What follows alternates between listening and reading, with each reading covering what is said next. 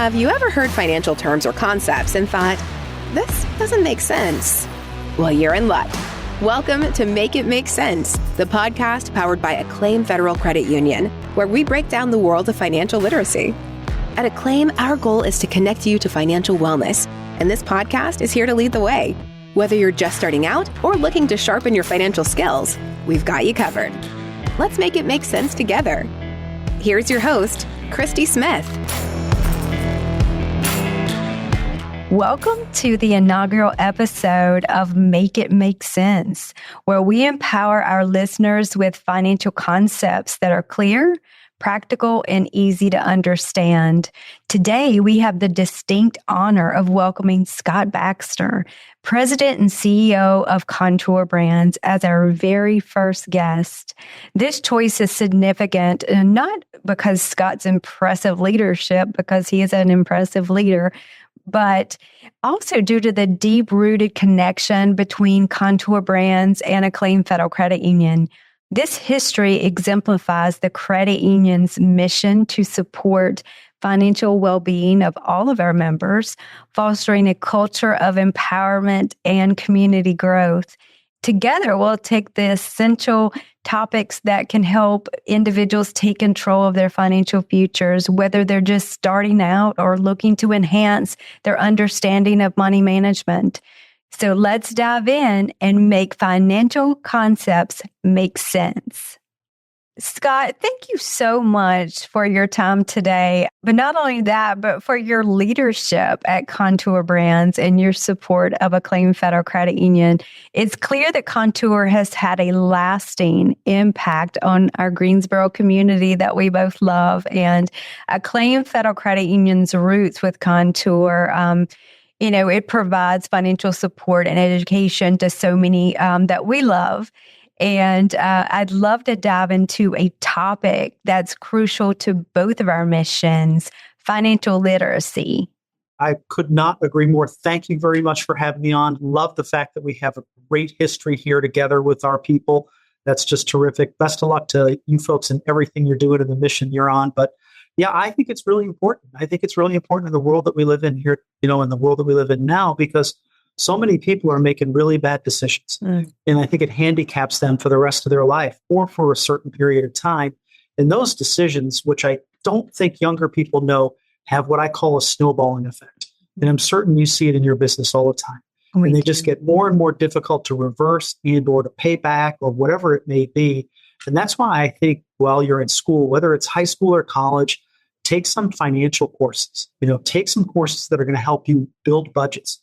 Building a personal budget, even while you're in high school, with the money that you make from your part-time job or that you earn, especially when you get out of school and you're working full-time, it's such a critical thing to do, and doing the best you can to eliminate as much debt as possible. I think the thing that I learned most as I've gotten older is that when you're younger, if you can build a budget, stick to it.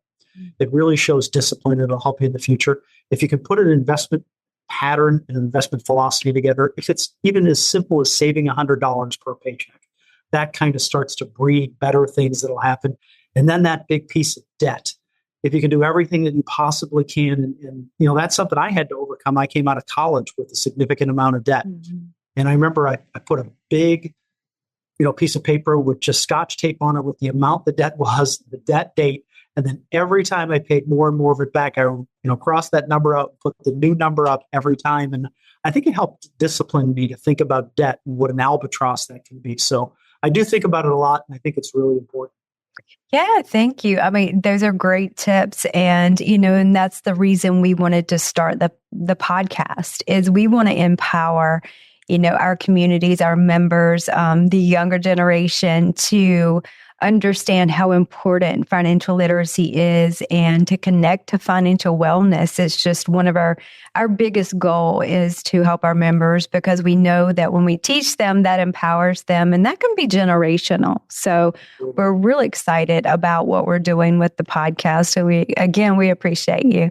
Given Kontoor's connection with Acclaim Federal Credit Union, which has been supporting Kontoor employees for decades, why do you believe financial literacy is so crucial, especially for young adults entering the fast-paced financial world? I think it gives them options. And I think that's the most important thing when you're young. You don't want to get, yourself in a position where you don't have options to do all kinds of things, whether it's buy a new vehicle if you need one for transportation, buy a home, rent an apartment, move out on your own when you're young, or just the personal well-being of knowing that you don't have debt, which carries a burden just, both financially, but I think it also does from a mental health standpoint. If you have too much debt, you don't feel great. And I think just by, doing a really nice job of managing your investments and managing your personal financial well-being, it puts you in a much better place to go ahead and, like I said, have options on how you're going to live your life, and what you're going to do. And it just gives you freedom, which to me is really what you want. And to start that way when you're young and be able to grow and make it even stronger is, to me, a real powerful lesson. Yeah, I appreciate that. You talked about mental health. There's such a connection between finances and mental health. Mm-hmm. I mean, you think about one of the biggest stressors in your life, and it's finances. No doubt. And so, that's why we try to use financial wellness, because, it is absolutely the one of the biggest stressors in households. So yeah, thank you for pointing that out. That's a great point. You've led some of the world's most recognized brands. So congratulations on that. Reflecting on your personal journey, what's one financial lesson you wish you would have learned earlier in your career? And how has that shaped, how you view money management now? It's absolutely the power of debt and the power of putting off purchases. So I think I go all the way back to kind of like that end of high school and college, and I paid for my own education in college. So it was expensive personally in that respect, but I had to take student loans to do it because I was working and trying to live too. And if I could do it all over again, I really would think that through, because you carry that debt on into your early adulthood. And so that limits your choices and your options. But I think the key for me was when I made the decision that I'm not going to carry that debt. I'm not going to carry any debt. I'm just going to pay cash for things. I'm not going to have to want something so much that I have to go in debt to have it. And I think that was the biggest lesson for me. Put off what you can't afford and pay your debt. And it gives you all kinds of options for anything you want to do. And just having that ability to not have that sit in the back of your mind all the time, thinking about, I've got this, I can't do that. I've got this debt, that type of thing. So I think it's just having a really strong reference like that and just being able to go ahead and refrain from those purchases that you don't need. Yeah, such a great point. We, as a society, we want things instant. So we want it now. Just making sure that you're making smart choices or delayed gratification, saving up for that and then not having to have any debt. How fantastic is that? So yeah, that's a really great point, especially in a society where we want things now, we want it faster. Many people, they look to you as a business leader. I know that we do here at Acclaim, but we all experience moments that shape our financial outlook. Could you share a personal story of either a financial mistake or a victory that significantly influenced how you approach money today? I think there's probably two. So a victory would be paying off all of my student loans and my credit card debt coming out of college, doing that early. So instead of coming out of school and then making additional and more purchases, I hunkered down and paid down the debt that I had. And that was kind of the first thing I did. And then the other thing I did was I figured out early on that there was a lot more that I could learn. So I started watching like news shows, business news shows, financial shows, got Money magazine at an early age. So whatever you can do at an early age to kind of help figure out all the different things that are options for you. Because one of the things I think you should know is if you're going to make an investment, know how that investment works. So be, real concerned about how that works and know what you're getting yourself into. I think probably the scariest time for me and my family was in the crash, the Great Recession of 07 and 08. I think that was a real lesson in, relative to how much our portfolio, and I think others, it was, I don't know what others have, but it was a really difficult time. And it really made you think about how quickly it can be gone, or a big portion of it can be gone. And I'll tell you a really quick story that I think was really eye-opening for my wife and I. We were living in Tampa, Florida, and I said to my wife, when all this was happening, I called her and I said, well, why don't you swing by the bank, our local bank, and why don't you just get us some cash? Just have a couple $1,000s cash just in case, just to have. And she called me back about an hour later and said, I stood in line for that hour that you asked me to do that. And when I got there, they said, we have no more cash. The bank is closing for the rest of the day. And I thought, wow, that's something I haven't heard ever as an adult in the United States. Yeah. So I think that was a real gut punch relative to, you got to be really cautious at certain points in time. Sometimes you can see those things. And that was a really, really interesting time. Yeah. And you're right. That is a scary thing when you pull up and you're like, I need a couple of $1,000s. And they're like, oh, we're closing for the day. So that was at like noon. Oh, yeah. That's a scary time for sure. That kind of reminds me of, what happened with Silicon Valley not terribly too long ago. So, it was a different time and people had not experienced that in a long time. I actually worked as a collection manager back in the crisis. And so it was really bad. And I, my heart just went out to my members. I've been in the credit union industry for a long time, but my members who, lost everything. And, they had to then rebuild. And that is it's scary. And so you're right, just making sure that you're making those wise choices and, keeping some cash in your vault or, something that you have some availability or liquidity near when things happen. Yep. Just look at what happened to our friends in Western North Carolina. I mean, how devastating is that? I think that's great. But it's a scary story that we should all, history seems to kind of repeat itself sometimes. And so we, especially when you're my age, we definitely need to take heed of some of that advice. As CEO of a company that helped form a credit union for its employees, so, Kontoor has been innovative for a very long time. You think about, back then, the working class came together and they formed, what is now known as Acclaim Federal Credit Union because they wanted better deposit rates or, lower loan rates. And so we are extremely appreciative. We would not be here without the employees of Kontoor. So again, thank you. But you've seen how financial services can empower people. For those who feel overwhelmed by finances, where would you suggest that they go to, look for things to improve their financial knowledge? Yeah, and I think that is a really great question because I think it's really important, especially for young people, or people really of any age. But I go back to take a class.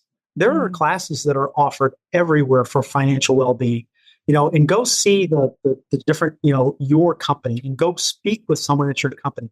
Go talk to one of your, investment counselors or one of your folks that handles portfolios and investments for people and spend some time learning about the business and learning about the options that are available to you. Get the Wall Street Journal, get a periodical, a different magazine, watch CNBC, watch some of these shows, become someone that's knowledgeable because that knowledge is just going to give you power. And it's just going to make you so much more comfortable to make an investment. And I think the thing that's really important there when you get that knowledge is it's going to give you the power to understand how that investment works and when you should take that investment back, when you should change that investment, when you should do something different with that investment. So until you really understand the inner workings of it and how it works, I wouldn't do it. And once you do and you feel comfortable with it, then you have real decision-making power with your money. But until then, you don't. And that's so true. Sometimes we always say if it sounds too good to be true, it's probably too good to be true. And, we find some of our members who get into these different investments and they don't really understand what they're getting into. And it never turns out well. And that's for sure. And so that is really good sound advice. In your experience, though, both personally and leading major companies, what's a common myth that you've encountered that you would like to debunk, or particularly for those who are trying to gain better control over their money? I think the thing that kind of really resounds with me is that great story about someone who's gotten themselves too far in debt. I think that myth of I'm just too far in debt, I just don't have the ability to do this. I think you can debunk that really quickly if you really buckle down and make good decisions. Listen, you're going to have to change the way you're doing things in life. Maybe you have to quit that gym and maybe you can't have 3 Starbucks a day. You're going to have to make really big lifestyle choices. Maybe you can't go on that vacation.